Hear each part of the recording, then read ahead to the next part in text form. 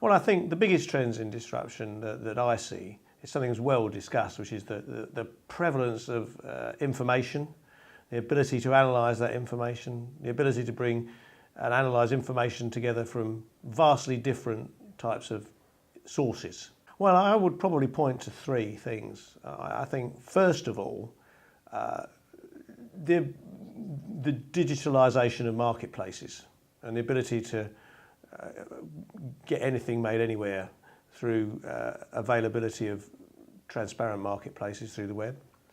Secondly, interpretation of data about the use of products and services and the way consumers and customers interact with those products and services.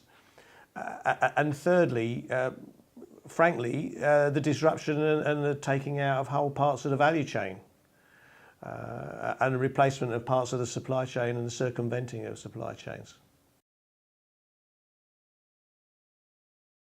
So, business-wise, what needs to change is that they make the shift from focusing on the product or equipment they've manufactured and sell to the clients, is that they focus much more on how are the clients going to turn that equipment into value.